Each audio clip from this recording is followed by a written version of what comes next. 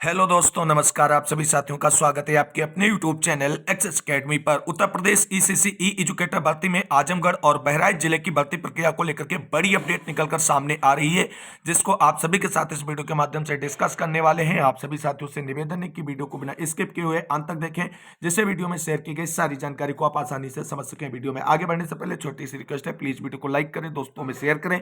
जितने भाई बहन चैनल पर पहली बार विजिट कर रहे हैं और अभी तक चैनल से नहीं जुड़े तो प्लीज चैनल को सब्सक्राइब करके बेल आइकन जरूर दबा लें, जिससे भर्ती से रिलेटेड ऑफिशियल और लेटेस्ट अपडेट आप सभी को समय समय पर मिलती रहे। तो आइए दोस्तों, शुरू करते हैं आज की धमाकेदार अपडेट का यह वीडियो और देखते हैं उत्तर प्रदेश ईसीसी ई एजुकेटर भर्ती में आजमगढ़ और बहराइच जिले की भर्ती को लेकर के क्या बड़ी अपडेट निकलकर सामने आ रही है। साथियों, जैसा कि आप सभी लोग जानते हैं, उत्तर प्रदेश के सभी 75 जिलों के लिए ईसीसी ई एजुकेटर भर्ती के 2 विज्ञापन जारी हुए हैं। पहला विज्ञापन 10,684 पदों का है, जिसमें 64 जिलों में आवेदन की प्रक्रिया हो चुकी है और आगे का प्रोसेस या तो ऑलमोस्ट कंप्लीट हो चुका है या डीबी या फाइनल रिजल्ट का इंतजार है आवेदकों को। 11 जिलों में अभी आवेदन की प्रक्रिया शुरू होनी बाकी है। वहीं 8,800 पदों की भर्ती में मात्र 4 जिलों में आवेदन की प्रक्रिया अभी शुरू हो पाई। शेष 31 जिलों में सेवा प्रदाता एजेंसी के चयन की विज्ञप्तियां जारी की गई, लेकिन अभी तक सेवा प्रदाता एजेंसी डिसाइड नहीं हो पाई है। और इसी बीच आप सभी को बता दें, ईसीसी ई एजुकेटर भर्ती प्रक्रिया में धांधली की शिकायतें सभी जिलों से निकलकर सामने आ रही हैं। जिन जिलों के आवेदकों ने पुरजोर तरीके से भर्ती की धांधली जो हो रही है उसका विरोध किया है, वहां पर जांच हो रही है और भर्ती प्रक्रिया रद्द भी हो रही है। और जिन जिलों के आवेदकों ने चुपके से सारी चीजों को सहन कर लिया, वहां पर धांधली के साथ ही भर्ती प्रक्रिया कंप्लीट कर दी गई। और ये 100% कंफर्म है कि कोई भी ऐसा जिला ईसीसी ई एजुकेटर भर्ती का नहीं है जहां पर पूरी भर्ती प्रक्रिया 100% जो है निष्पक्ष और पारदर्शी तरीके से संपादित की गई हो।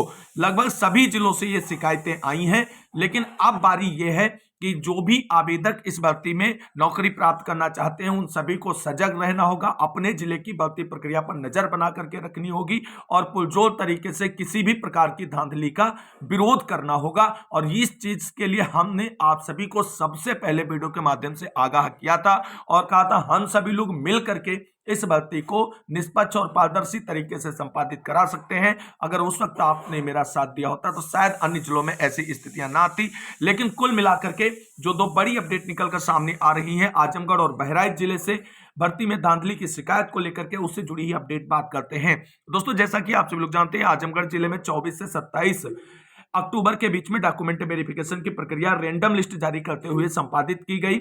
और रैंडम लिस्ट में आप सभी लोग जानते हैं मेरिटोरियस कैंडिडेट छूट जाते हैं और कम मेरिट वाले कैंडिडेट को डीबी के लिए बुला लिया जाता है। और इसी को लेकर के आवेदकों ने अपनी पुरजोर उपस्थिति के साथ शिकायत दर्ज कराई है। सीडीओ और जिला अधिकारी को इस बाबत पत्र भेजकर भर्ती प्रक्रिया पारदर्शी तरीके से कराने के लिए अपनी मांगे रखी हैं। अब आजमगढ़ जिले से जो डीबी की सेकंड लिस्ट का इंतजार कर रहे थे उनको फिलहाल और इंतजार करना होगा। जिस तरीके से शिकायत की गई है और धांधली की बात को पूरे सहयोग और समर्थन के साथ आवेदकों के द्वारा उठाया जा रहा है, तो आजमगढ़ जिले से अब डीबी की सेकंड लिस्ट नहीं आएगी। बाकी पहली लिस्ट पर जांच के बादल मंडराने लगे हैं और आजमगढ़ जिले की भर्ती पर संकट के बादल आ गए हैं। अगर आवेदकों की शिकायतों पर जिला अधिकारी और सीडीओ के द्वारा कार्रवाई की गई तो आजमगढ़ जिले की भर्ती रद्द हो सकती है, ये कंफर्म आप मानकर चलें। वहीं बहराइच जिले में भी आप सभी लोग जानते हैं 6 नवंबर से डॉक्यूमेंट वेरिफिकेशन के लिए रैंडम लिस्ट जारी की गई है और उसको लेकर के भी विरोध प्रदर्शन शुरू हो गया है और आवेदकों ने 10 इंपॉर्टेंट पॉइंट पर शिकायत दर्ज कराई है। शिकायत पर बीएसए, सीडीओ और सेवा प्रदाता एजेंसी का क्या स्टैंड निकलकर सामने आया है, सब पर बात करते हैं। लेकिन कहीं भी अगर गलत हो रहा है तो हम लोगों की जिम्मेदारी बनती है कि संगठित होकर के उसका विरोध अवश्य करें और अगर अनियमितता पाई जाती तो भर्ती प्रक्रिया भी रद्द की जाए। बहराइच जिले से जुड़ी हुई बड़ी अपडेट पर बात करते हैं। दोस्तों, यहां पर आप सभी लोग सबसे पहले देख सकते हैं कि ईसीसी ई एजुकेटर्स भर्ती में धांधली और विसंगति को लेकर आवेदकों ने जिला मुख्य विकास अधिकारी से मुलाकात होने के बाद अभी तक नहीं हुई कोई कार्रवाई। उसके बाद 10 सूत्री जांच पॉइंट्स को लेकर के जिला अधिकारी महोदय को लिखा पत्र।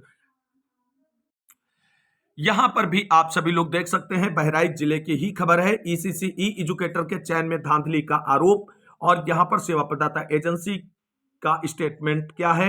हमारी एजेंसी में कुल 3,998 आवेदन आए थे, किंतु समिति के लोगों द्वारा रैंडम प्रक्रिया के तहत 519 लोगों की सूची जारी की गई। मदन कुमार पाठक, संचालक प्रिंस मोटर ट्रेनिंग सेंटर, सेवा प्रदाता एजेंसी के द्वारा ये स्टेटमेंट दिया गया है। सारी खबरों को क्लियर करेंगे, जो ये चीजें यहां पर हैं, बाकी आगे देख लेते हैं। अमर उजाला न्यूज़पेपर की तरफ से भी जो है बहराइच जिले की ईसीसी ई एजुकेटर भर्ती में धांधली के आरोप की खबर को प्रमुखता से न्यूज़पेपर में स्थान दिया गया है। अब आवेदकों ने किन 10 पॉइंट्स पर शिकायत दर्ज कराई, उन पर बात करते हैं। तो दोस्तों यहां पर आप सभी लोग देख सकते हैं ईसीसी ई एजुकेटर भर्ती प्रक्रिया जो बहराइच जिले में की जा रही है, उसको लेकर के जिलाधिकारी महोदय से शिकायत दर्ज करा दी गई है।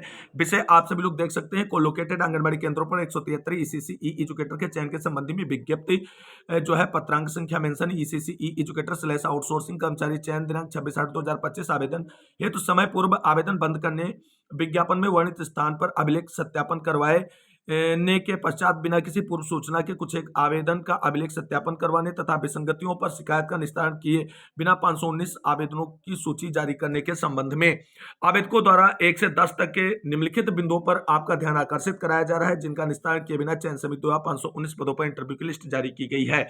बिंदु संख्या 1 है, सेवायोजन पोर्टल पर विज्ञप्ति में शैक्षिक योग्यता बैचलर ऑफ होम साइंस का उल्लेख किया गया, जबकि महानिदेशक स्कूल शिक्षा के शासनादेश में शैक्षिक योग्यता स्नातक मुख्य विषय गृह विज्ञान के साथ होना दर्शाया गया है। बैचलर ऑफ होम साइंस नामक कोर्स एक अलग प्रकार का कोर्स है, जिसे बीएससी होम साइंस ऐसी शैक्षिक योग्यता परमिट करने वाली थी, जिसके कारण सैकड़ों आवेदक आवेदन करने से वंचित हो गए। पहला पॉइंट है।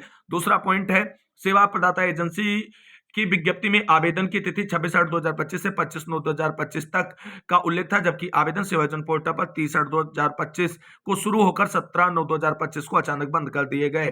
30 दिन के सापेक्ष मात्र 17 दिन आवेदन लेने से बहुत से आवेदक आवेदन करने से वंचित रह गए। तीसरा पॉइंट है, आवेदन के दौरान ही संबंधित एजेंसी द्वारा अभिलेख परीक्षण हेतु विज्ञप्ति में दिए गए पते पर आवेदकों को बुलाया जाने लगा, जो कि दिनांक 5/9/2025 से शुरू होकर 10/10/2025 तक शाम 5 बजे तक चलता रहा।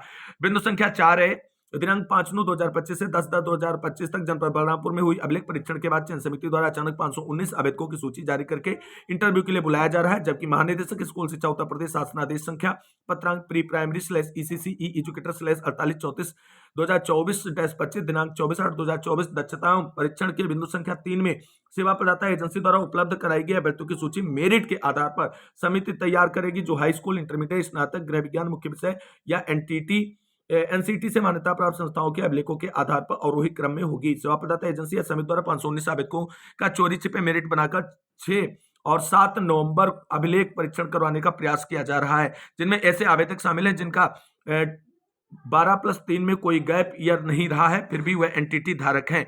एजेंसी या समिति द्वारा भर्ती प्रक्रिया में छेड़छाड़ की आपराधिक प्रवृत्ति को दर्शाती है, जैसे व्यवस्था कुछ आवेदकों को लाभ पहुंचाने के लिए बनाई गई हो। अगला 5वां पॉइंट यहां पर देख सकते हैं आप सभी लोग, जिलाधिकारी बहराइच के माध्यम से जिला बेसिक शिक्षा अधिकारी बहराइच के सम्मुख कई आवेदकों ने एनटीटी या डीपीएससी की वैधता का हवाला देते हुए कई प्रार्थना पत्र प्रेषित किए, किंतु इस अति गंभीर विषय की अनदेखी तथा समस्या का निस्तारण किए बिना ही 519 आवेदकों की एक लिस्ट जारी कर दी गई। इनमें से अधिकांश आवेदकों के प्रमाण पत्र बिना एनसीटी या एससीईआरटी की मान्यता के हैं, इंटरव्यू है चयन किया गया, जबकि उच्च गुणांक वाले जिनका गुणांक 254 या 245 या 237 या 231 है, मेरिट गृह विज्ञान मुख्य विषय के साथ स्नातक धारकों को भर्ती से बाहर रखा गया। यह शासनादेश महानिदेशक स्कूल शिक्षा उत्तर प्रदेश शासनादेश के बिंदु संख्या 3 का उल्लंघन करता है। छठा पॉइंट यहाँ पर मेंशन किया गया है कि संबंधित 519 में प्रत्येक आवेदक की एनटीटी या डीपीएससी प्रमाण पत्र या तो नेशनल कैपिटल जो है territory of Delhi NCT Delhi से हैं, या micro small and medium enterprises MISE register समिति से हैं। जैसा कि महानिदेशक स्कूल शिक्षा बेसिक शिक्षा अधिकारी बहराइच या मेसर्स प्रिंस मोटर ट्रेनिंग एवं कंप्यूटर प्रशिक्षण संस्थान की विज्ञप्ति में उल्लेख है कि एनसीटी से मान्य प्रमाण पत्र ही स्वीकार किए जाएंगे। 130 से 40 आवेदकों के प्रमाण पत्र एनसीटी से मान्य नहीं, क्योंकि 2014 से पूर्व एनसीटी द्वारा एनटीटी DCED कोर्स का संचालन होता था और भारत सरकार के गजट 28/11/2014 के बाद नाम बदलकर डीपीएससी कर दिया गया। इसकी पुष्टि भारत सरकार की वेबसाइट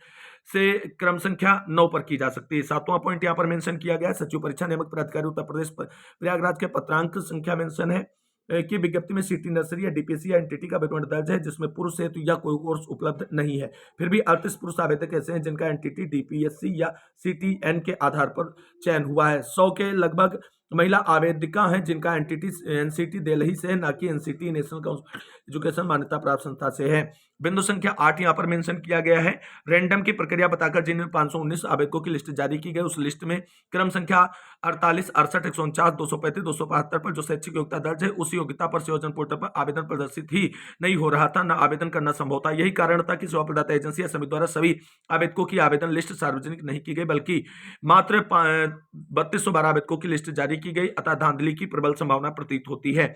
और बिंदु संख्या 9 है, प्रमुख सचिव उत्तर प्रदेश शासन के पत्रांक संख्या सब डिटेल में यहाँ पर मेंशन है में रैंडम द्वारा आवेदन की अंतिम तक आवेदन करने का अवसर तथा पारदर्शी व्यवस्था करने का उल्लेख है, किंतु संबंधित सेवा प्रदाता एजेंसी द्वारा संयोजन पोर्टल पर आवेदन का अवसर मात्र 17/9/2025 तक, जबकि विज्ञप्ति जो जारी की गई थी उसमें आप सभी लोग देख सकते हैं 26/8/2025 से 25/9/2025 तक उल्लिखित 30 दिन के सापेक्ष मात्र 17 दिन का समय दिया गया था। संबंधित सेवा प्रदाता एजेंसी या चयन समिति का मनमाना निर्णय विज्ञप्ति में उपलब्ध कराए गए समय से पूर्व आवेदन की प्रक्रिया बंद करने से आवेदन करने के इच्छुक आवेदकों के अधिकारों पर अवैध प्रतिबंध लगाते हैं तथा उच्च अधिकारियों के आदेश की अवहेलना करते हैं, तथा आवेदकों को पुनः अवसर देने तथा भर्ती में पारदर्शिता बनी रहे, इसके लिए भर्ती को निरस्त कर पुनः विज्ञप्ति प्रकाशित की जाए। ये बड़ी इंपॉर्टेंट पॉइंट्स रखा गया है साथियों के द्वारा। बिंदु संख्या 10 मेंशन है, 519 आवेदकों की लिस्ट में 140 आवेदकों के प्रमाण पत्र प्रथम दृष्टया संदिग्ध प्रतीत होते हैं, 173 पदों के सापेक्ष 519 आवेदकों की रैंडम सूची सेवाचयन पोर्टल के शासनादेश के अनुरूप नहीं है, अतः भर्ती है 3 गुना आवेदकों की उपलब्धता संदिग्ध है, क्योंकि विसंगति और धांधली की प्रबल संभावना है। कारण 379 ही आवेदक पात्र प्रतीत होते हैं और रैंडम प्रक्रिया के कोरम 519 को पूरा नहीं करते, तथा दिनांक 6 या 7 नवंबर को होने वाला इंटरव्यू समस्याओं का निस्तारण होने तक स्थगित किया जाना समस्त आवेदकों के हित में न्यायोचित होगा, अथवा भर्ती निरस्त करके पुनः आवेदन किए लिए जाएं और पात्र स्नातक गृह विज्ञान तथा एनटीटी डीपीएससी मेरिट के आधार पर भर्ती संपन्न कराई जाए। यहाँ पर आगे श्रीमान जी सेवा प्रदाता एजेंसी या समिति के मनमाना पूर्ण आदेश या कार्रवाई से आवेदकों में के मौलिक अधिकार प्रभावित हो रहे हैं, अतः पूर्व के समस्त तथा इस शिकायत की आपत्ति दर्ज कराए गए बिंदु संख्या 1 से 10 का निस्तारण करके भर्ती को रद्द करके आवेदन करने से वंचित रह गए समस्त आवेदनकर्ताओं को पुनः आवेदन का समुचित अवसर दिए जाने तथा आवेदकों के अधिकारों को ध्यान में रखते हुए पुनः विज्ञप्ति प्रकाशित की जाए, अथवा आवेदित समस्त वैध आवेदकों का चयन शासनादेश महानिदेशक स्कूल शिक्षा उत्तर प्रदेश शासनादेश संख्या पत्रांक प्री प्राइमरी /ECCE एजुकेटर /4834 2024 25 दिनांक 24/8/2024 के बिंदु संख्या 3 के अनुसार मेरिट बनाते हुए और आरोही क्रम में किया जाए, ताकि समस्त आवेदकों को अनुच्छेद 14 या 16 के तहत समान अवसर मिल सके। यह जरूरी है कि विधि समान स्थितियों में सभी आवेदकों के साथ विभेद न करे और अति आवश्यक यह है कि प्रशासन द्वारा कार्यकरण की प्रक्रिया भी विभेदकारी न हो, अतः समस्त आवेदकों के मौलिक अधिकार अनुच्छेद 14 या 16 के तहत संरक्षण प्रदान किया जाना तथा भर्ती की शुचिता व पारदर्शिता बनाना प्रशासन की नैतिक जिम्मेदारी का कर्तव्य है। प्रार्थना पत्र आपकी सेवा में प्रेषित है, आप यथाशीघ्र समस्त आवेदकों के हित में न्यायोचित फैसला लेंगे तथा सभी को पर्याप्त अवसर प्रदान करेंगे। ये यहाँ पर आप सभी लोग देख सकते हैं, संलग्नक भी अटैच किए गए हैं शिकायतकर्ताओं के द्वारा, और यहाँ पर ये साथियों के सारे कमेंट हैं। तो ECCE एजुकेटर भर्ती जो बहराइच जिले में हो रही है या किसी भी जिले में हो रही है, उसमें अगर विसंगति है तो पुरजोर तरीके से उसका विरोध करना बनता ही है। अब देख लेते हैं BSc और CDO का क्या स्टेटमेंट है भर्ती प्रक्रिया को लेकर के। अब दोस्तों यहां पर आप सभी लोग देख सकते हैं कि भर्ती प्रक्रिया को लेकर के CDO और BSc का क्या स्टेटमेंट है। तो यहां पर आप सभी लोग देख सकते हैं, आवेदकों ने साक्ष्य के साथ जिला मुख्य विकास अधिकारी को बताई तो भर्ती से धांधली और विसंगति को मानने से इनकार करने लगे। जिला मुख्य विकास अधिकारी ने रैंडम लिस्ट के आधार पर भर्ती की बात कही तो आवेदकों ने रैंडम प्रक्रिया में विसंगति और धांधली की बात कही। आवेदकों ने जिला मुख्य विकास अधिकारी महोदय से असहमत होने पर जिला अधिकारी महोदय को मैं साक्ष्य सहित रजिस्टर्ड डाक स्पीड से शिकायती पत्र भेजा है। और यहाँ पर अब BSc का भी स्टेटमेंट देख लेते हैं।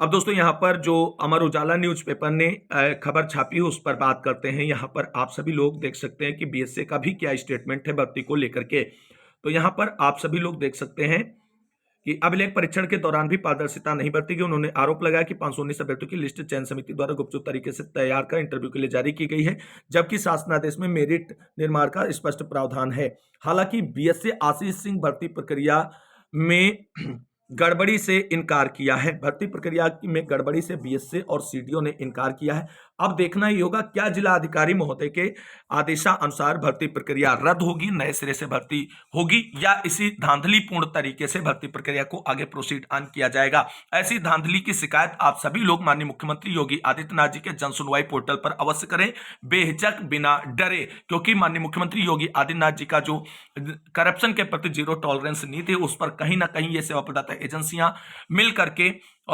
आवेदकों से और चूना लगा रही हैं और ये शिकायतें अब SCRT, DG मैम और सचिव सर और मुख्यमंत्री जी तक पहुंचनी ही चाहिए। संगठित होकर के प्रयास करें, वरना भर्ती धांधली के रूप में ही आगे संपादित होगी। तो इस महत्वपूर्ण वीडियो में बस इतना ही। मिलते हैं एक और नई वीडियो में, तब तक के लिए सभी भाई बहनों को जय हिंद, जय भारत, वंदे मातरम।